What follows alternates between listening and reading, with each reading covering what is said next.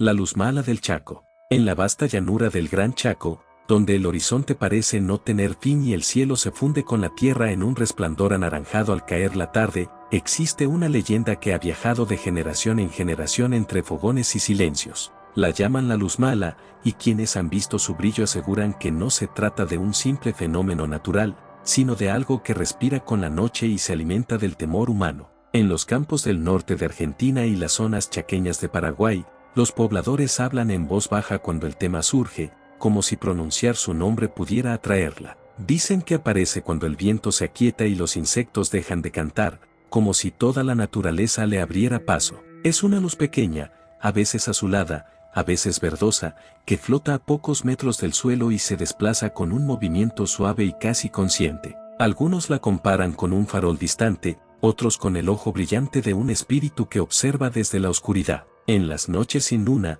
su presencia se vuelve más intensa, como si se sintiera cómoda en la negrura más profunda. Los ancianos cuentan que no debe seguirse bajo ningún motivo, porque quien lo hace termina perdido en el monte. La luz parece alejarse cuando alguien intenta alcanzarla, manteniendo siempre la misma distancia. Hay quienes aseguran que escucha los pensamientos y juega con la curiosidad humana. En ciertas estancias del Chaco argentino, los peones relatan que el ganado se inquieta cuando la luz aparece a lo lejos. Los caballos resoplan y rehúyen avanzar, clavando las patas en la tierra seca. En Paraguay, cerca de los esteros y bañados, los pescadores dicen haberla visto flotar sobre el agua inmóvil. Algunos creen que es el alma en pena de alguien que no encontró descanso. Otros sostienen que señala el lugar donde hay tesoros enterrados desde tiempos coloniales. Pero los más supersticiosos afirman que custodia secretos que no deben ser revelados. En una pequeña comunidad cercana al río Pilcomayo, un joven llamado Mateo escuchó por primera vez la historia cuando era niño. Su abuelo, con el rostro curtido por el sol, le habló de una noche en la que la vio danzar sobre el campo. Mateo recordaba cómo el viejo bajaba la voz al describir el brillo frío que parecía latir. Años después, cuando el abuelo ya no estaba, Mateo heredó la estancia familiar. Era un hombre escéptico, poco dado a creer en cuentos de aparecidos. Sin embargo, las noches del Chaco tienen una forma peculiar de sembrar dudas en la mente más racional. Una tarde, mientras revisaba los alambrados, un vecino le advirtió que la luz mala había sido vista recientemente. Mateo sonrió con incredulidad, restando importancia al comentario. Pero esa misma noche, mientras el viento arrastraba polvo y hojas secas, algo cambió en el aire. El silencio cayó de golpe, espeso y antinatural. Fue entonces cuando la vio por primera vez. A lo lejos, sobre el campo abierto, una pequeña esfera luminosa flotaba sin hacer ruido. No parecía fuego ni reflejo alguno. Era una luz pura, suspendida como si el mundo entero girara a su alrededor. Mateo sintió un escalofrío recorrerle la espalda. Intentó convencerse de que era un efecto óptico, quizá gas saliendo del suelo. Había escuchado teorías sobre vapores que podían encenderse espontáneamente, pero la forma en que la luz se movía no coincidía con nada que hubiera visto antes. Se desplazaba en zigzag, luego quedaba inmóvil unos segundos, después avanzaba lentamente, como invitándolo a seguirla. Mateo dio un paso al frente casi sin darse cuenta. El pasto crujió bajo sus botas. La luz pareció reaccionar, alejándose apenas unos metros. La curiosidad comenzó a ganarle terreno al miedo. Caminó unos pasos más, sin apartar la vista del resplandor. Cada vez que avanzaba, la luz se mantenía fuera de su alcance. El campo parecía extenderse más de lo habitual, como si el espacio se distorsionara. Mateo notó que ya no escuchaba grillos ni el murmullo lejano del río, solo su respiración y el latido acelerado en sus oídos. Entonces la luz cambió de color. De azul pasó a un verde intenso que iluminó tenuemente los arbustos cercanos. Por un instante, creyó ver sombras moverse entre los árboles, sombras que no correspondían a nada tangible. Se detuvo, recordando las palabras de su abuelo: si la ves, no la sigas. El consejo resonó en su mente con una claridad inquietante. La luz comenzó a girar sobre sí misma. El resplandor aumentó, como si respirara. Mateo sintió una presión extraña en el pecho. No era dolor, sino una sensación de peso invisible. Dio un paso atrás. La luz avanzó un poco. Era como si respondiera a su miedo. El aire se volvió frío a pesar del calor típico del Chaco. Mateo sintió que el tiempo se dilataba. No sabía cuánto llevaba allí parado. Podían ser minutos u horas. La luz descendió hasta casi tocar el suelo. En ese momento, el joven creyó escuchar un susurro. No palabras claras, sino un murmullo apenas perceptible, como voces superpuestas que venían de muy lejos. El miedo finalmente venció su curiosidad.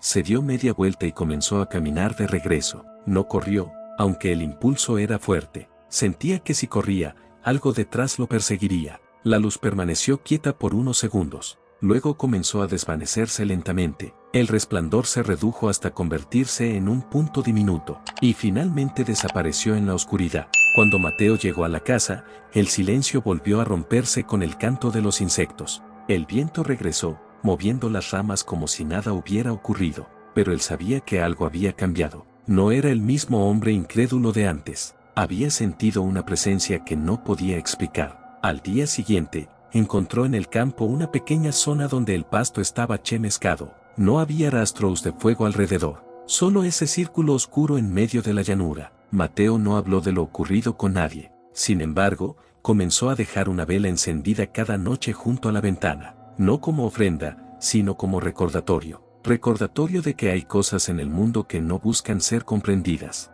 Con el paso de los años, otros vecinos afirmaron haber visto la luz mala. Algunos dijeron que flotaba cerca de antiguos cementerios rurales, otros que aparecía sobre terrenos donde alguna vez hubo enfrentamientos, siempre acompañada de silencio, siempre esquiva. La leyenda siguió creciendo. En el Chaco paraguayo, un anciano chamán guaraní aseguraba que la luz era un espíritu del monte, un guardián que castigaba la ambición y la imprudencia. En Argentina, ciertos investigadores hablaron de gases fosfóricos, explicaciones científicas que intentaban domar el misterio, pero ninguna teoría lograba borrar el miedo ancestral que despertaba su visión. La luz mala continuó apareciendo de tanto en tanto, a veces más brillante, a veces apenas perceptible, siempre en noches donde el mundo parece contener la respiración. Mateo envejeció, y con los años comprendió que no todo necesita respuesta. En ocasiones, desde la galería de su casa, creía distinguir un leve destello en la distancia. No se acercaba,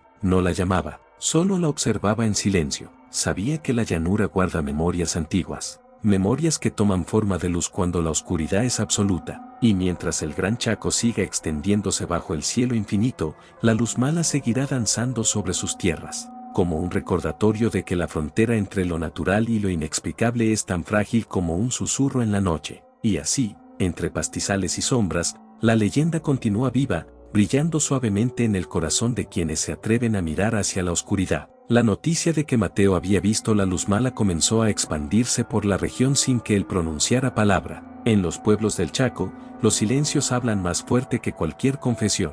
Bastó que algunos vecinos notaran su mirada distinta, más profunda y cautelosa, para que comprendieran que algo había ocurrido. En la pulpería del camino, entre mates y relatos de sequías pasadas, comenzaron los murmullos. Decían que la luz había regresado con mayor frecuencia en los últimos meses. Un arriero juraba haberla visto cruzar el sendero frente a su carreta, obligando a los bueyes a detenerse. Otro afirmaba que flotaba cerca de un viejo ombú solitario, donde nadie se atrevía a descansar de noche. Mateo escuchaba en silencio cuando el tema surgía. No confirmaba ni negaba nada. Solo apretaba el mate entre las manos y dejaba que los demás hablaran. Una tarde llegó al pueblo una maestra nueva, proveniente de Resistencia. Su nombre era Clara y no creía en supersticiones. Cuando escuchó las historias, sonrió con curiosidad académica. Dijo que seguramente se trataba de combustión de gases liberados por materia orgánica en descomposición. Algunos asentían con respeto, aunque en sus ojos persistía la duda, porque la luz mala no se comportaba como un simple fenómeno físico. Clara decidió investigar por su cuenta. Comenzó a entrevistar a los pobladores más antiguos. Anotaba cada detalle en un cuaderno de tapas azules, colores, movimientos, sensaciones, lugares exactos donde había sido vista. Pronto notó un patrón inquietante. La luz aparecía en zonas donde alguna vez hubo entierros improvisados o campamentos olvidados. El pasado parecía marcar el suelo con una memoria invisible. Mateo observaba la determinación de Clara con una mezcla de preocupación y fascinación. Le advirtió con suavidad que no era prudente provocarla. Ella respondió que el conocimiento nunca debía temerle a la oscuridad. Una noche especialmente calurosa, Clara decidió internarse en el campo. Llevaba una linterna, su cuaderno y una cámara. Mateo, movido por una inquietud que no supo explicar, decidió seguirla a distancia. El cielo estaba despejado y la luna apenas iluminaba el horizonte. El aire olía a tierra seca y hojas trituradas. De pronto, el canto de los insectos se interrumpió de golpe. Clara se detuvo, sintiendo el cambio en la atmósfera. Fue entonces cuando apareció un destello tenue, azul pálido, a unos metros del suelo. Clara contuvo la respiración. La luz se movía lentamente, como si explorara el terreno. Mateo la vio también, más intensa que la primera vez. El resplandor parecía pulsar, expandiéndose y contrayéndose con ritmo propio. Clara dio un paso hacia adelante. La luz retrocedió apenas. La maestra alzó la cámara con manos firmes. Un leve murmullo comenzó a escucharse en el aire. No provenía de ningún punto fijo. Parecía rodearlos. Mateo sintió el mismo peso en el pecho que aquella primera noche. Quiso advertirle que se detuviera, pero su voz no salió. Clara logró tomar una fotografía. El flash rompió la pinambre por un instante. La luz reaccionó de forma abrupta. Cambió a un verde más intenso y comenzó a girar con mayor velocidad. El viento se levantó de repente. El polvo giró alrededor de ellos. Clara sintió un escalofrío recorrerle los brazos. Por primera vez, la teoría científica perdió firmeza en su mente. La luz avanzó unos metros hacia ella, no con violencia, sino con decisión. Mateo logró moverse y tomó a Clara del brazo. La jaló hacia atrás sin decir palabra. La luz se detuvo en seco. Permaneció suspendida, observándolos con su brillo constante. Luego ascendió lentamente unos centímetros. El murmullo se hizo más intenso por un instante, y después, tan súbitamente como había llegado, comenzó a desvanecerse. El campo volvió a respirar. Los insectos retomaron su canto. El viento cayó. Clara miró la pantalla de su cámara. La imagen estaba borrosa. Solo un halo difuso ocupaba el centro. Ningún contorno claro. Ninguna forma definida. Mateo la condujo de regreso al pueblo sin hablar. Al llegar, Clara comprendió que había sentido algo más que curiosidad. Había sentido presencia. En los días siguientes, revisó sus notas. Las teorías ya no parecían suficientes. Algo en la forma en que la luz reaccionaba sugería conciencia. No una mente humana, sino una intención. Comenzó a investigar antiguas creencias guaraníes sobre espíritus del monte. Descubrió relatos que describían luces errantes que protegían lugares sagrados. Espíritus que castigaban la codicia y guiaban a quienes respetaban la tierra. Mateo notó que Clara ya no hablaba con tono escéptico. Había cambiado su expresión. En sus ojos había ahora una mezcla de respeto y cautela. Una semana después, otro poblador desapareció durante la noche. No hubo señales de lucha ni rastros evidentes. Solo su caballo regresó solo al amanecer. El pueblo evitó mencionar la luz mala en relación con el hecho, pero el silencio colectivo decía más que cualquier acusación. Mateo sintió que la llanura observaba, como si cada árbol, cada sombra, guardara un secreto. Clara decidió que no volvería a internarse sola. Comprendió que la investigación debía hacerse con humildad, porque en el Chaco, la noche no es solo ausencia de luz, es un territorio donde lo visible y lo invisible conviven, y la luz mala, paciente y antigua, parecía esperar el momento preciso para volver a mostrarse, como si supiera que aún no había terminado con ellos. Los días posteriores a la desaparición estuvieron marcados por una tensión que se respiraba incluso bajo el sol implacable del Chaco. El pueblo continuó con su rutina, pero cada mirada hacia el horizonte llevaba una sombra de inquietud. Nadie mencionaba abiertamente a la luz mala, aunque su presencia parecía latir bajo cada conversación inconclusa. Clara comenzó a reunirse con los mayores de la comunidad guaraní cercana. Escuchaba con respeto relatos transmitidos durante generaciones, historias que hablaban de espíritus ligados a la tierra y al equilibrio natural. Uno de los ancianos le explicó que ciertas luces no eran malignas por naturaleza, eran advertencias. Se manifestaban cuando algo en el orden del lugar era alterado. Mateo recordó entonces que, semanas antes, una empresa había iniciado estudios para explotar una zona cercana al río. Habían llegado hombres con máquinas y estacas marcando el suelo. Muchos lugareños no estaban de acuerdo, pero pocos se opusieron abiertamente. El monte parecía haber cambiado desde entonces. Las aves migraban en direcciones inusuales. Los animales se internaban más profundo en la espesura, y la luz mala aparecía con mayor frecuencia. Una noche sin estrellas, el resplandor volvió a verse desde varios puntos del pueblo. No era una sola luz, eran dos. Flotaban a distancia, moviéndose en trayectorias que parecían cruzarse. El efecto era hipnótico. Algunos vecinos cerraron puertas y ventanas. Otros rezaron en silencio. Mateo y Clara observaron desde la galería de la estancia. El aire estaba inmóvil, como si el mundo aguardara algo. Las luces comenzaron a descender lentamente hacia la zona donde trabajaban las máquinas. Un leve zumbido vibró en el ambiente. No era un sonido mecánico. Era más bien una vibración que se sentía en los huesos. De pronto, una de las luces se intensificó. Iluminó el campo con un tono verdoso que delineó siluetas de árboles y alambrados. La otra permaneció más tenue, como si vigilara. Clara sintió que aquello no era casual. Había una intención en sus movimientos. A la mañana siguiente, los trabajadores encontraron sus equipos averiados. No estaban destruidos de manera evidente. Simplemente no funcionaban. Las baterías descargadas. Los motores inmóviles. Los técnicos no hallaron explicación inmediata. El rumor se extendió con rapidez. Algunos hablaron de sabotaje. Otros, en voz más baja, mencionaron la luz mala. Mateo decidió visitar el sitio afectado. Clara lo acompañó. El suelo mostraba marcas circulares, como si algo hubiese girado sobre sí mismo en repetidas ocasiones. No había rastros de fuego visible ni señales de violencia, solo una extraña sensación de quietud. El viento no soplaba allí. Era como si el lugar estuviera suspendido en una pausa invisible. Clara cerró los ojos por un momento. Sintió una presión leve en las sienes. No dolorosa, pero sí persistente. Abrió los ojos y vio, por un instante fugaz, un destello azul entre los arbustos. Parpadeó y desapareció. Mateo también lo había visto. Ambos comprendieron que la luz mala no solo aparecía de noche, simplemente elegía cuándo ser visible. Esa tarde, el representante de la empresa anunció que suspenderían temporalmente los trabajos. Problemas técnicos, dijo, pero su voz delataba nerviosismo. El pueblo respiró con cierto alivio. Sin embargo, la desaparición del poblador seguía sin resolverse. Una mujer mayor aseguró haber soñado con él. En su sueño, el hombre caminaba siguiendo una luz, pero no parecía asustado. Parecía tranquilo, como si aceptara un destino inevitable. Clara anotó el detalle, aunque no sabía cómo interpretarlo. Esa misma noche,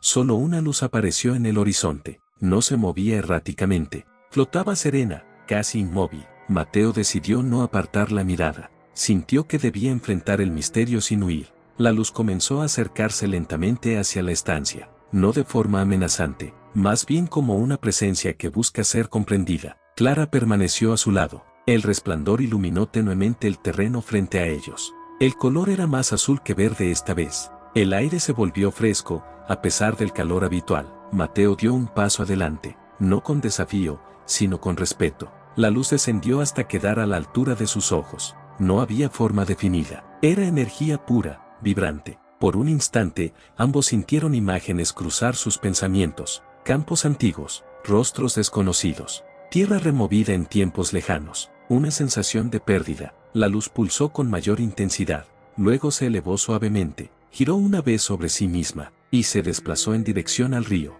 Mateo y Clara intercambiaron una mirada. Sin pronunciar palabra, supieron que aquello era una invitación. No para seguirla por curiosidad, sino para entender qué reclamaba. La noche parecía más profunda que nunca, pero ya no estaba cargada solo de miedo. Había en el ambiente una pregunta pendiente, y la luz mala, silenciosa y persistente, parecía dispuesta a revelar solo aquello que el corazón pudiera soportar. La mañana siguiente amaneció cubierta por una neblina baja que se extendía como un manto sobre la llanura. El río parecía más silencioso de lo habitual, con sus aguas oscuras deslizándose sin reflejar el cielo. Mateo y Clara decidieron seguir la dirección que la luz había tomado la noche anterior. No lo hicieron con prisa, caminaron con cautela, atentos a cada cambio en el entorno. El monte chaqueño, con sus cabrachos y algarobos retorcidos, parecía observarlos. El suelo crujía bajo sus pasos, seco y resquebrajado por el calor constante. A medida que se acercaban al río,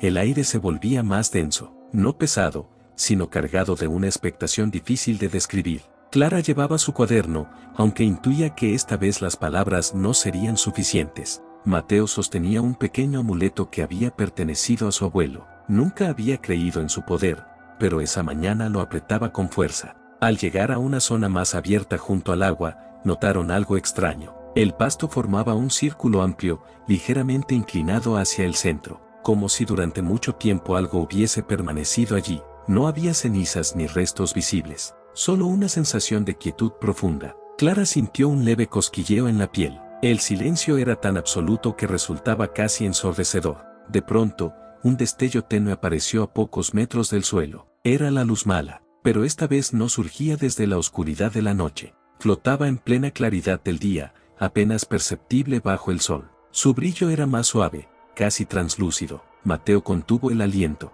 La luz no se movía erráticamente, permanecía fija sobre el centro del círculo. Clara dio un paso adelante, con respeto. El aire se enfrió ligeramente alrededor de ellos. No había amenaza en esa presencia, había una intención serena. La luz comenzó a pulsar lentamente. Con cada pulsación, pequeñas vibraciones recorrían el suelo. Mateo sintió imágenes atravesar su mente otra vez. Vio hombres cavando en ese mismo lugar décadas atrás. Vio objetos enterrados con prisa. Vio miradas cargadas de culpa. Clara cerró los ojos y percibió la misma escena. Comprendieron que aquel sitio guardaba una memoria silenciada. Tal vez restos olvidados. Tal vez historias que nunca se contaron. La luz descendió unos centímetros más. Su tonalidad cambió a un azul más profundo. Un murmullo suave se dejó escuchar. No era una voz clara. Era como el eco distante de muchas voces superpuestas. Mateo se arrodilló lentamente, no por miedo, sino por respeto. Clara hizo lo mismo. La luz se expandió apenas, como si los envolviera en un resplandor tenue. En ese instante, ambos sintieron una sensación de alivio, no alegría, pero sí descanso, como si algo hubiese sido reconocido. La vibración del suelo cesó. La luz comenzó a elevarse con lentitud.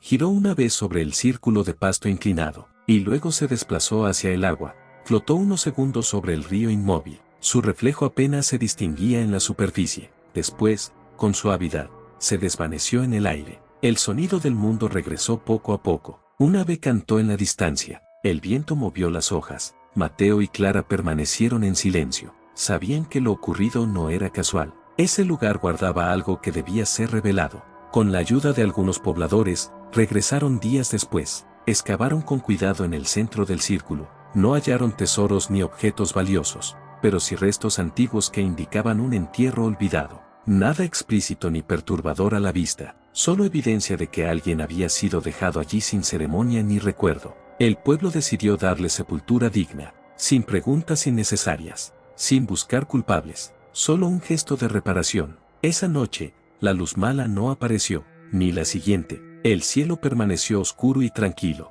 Los animales volvieron a comportarse con normalidad. La empresa anunció que abandonaría definitivamente el proyecto en la zona. Argumentaron razones económicas, pero nadie dudó que algo más había influido. Clara comprendió que la luz no era castigo, era memoria, era la manifestación de aquello que la tierra no olvida. Mateo sintió que el abuelo habría entendido todo desde el principio. La llanura volvió a su ritmo habitual. Sin embargo, una parte del misterio permanecía intacta, porque la luz mala no pertenece a un solo sitio, es parte del espíritu del Gran Chaco, un recordatorio de que cada paso sobre la tierra deja huella, y de que algunas huellas brillan en la oscuridad hasta que son reconocidas. Desde entonces, cuando la noche cae serena y el viento calla, Mateo observa el horizonte sin temor. No espera verla, pero sabe que, si regresa, no será para sembrar miedo, será para señalar aquello que aún necesita ser escuchado. Y en el vasto silencio del Chaco, esa certeza es suficiente.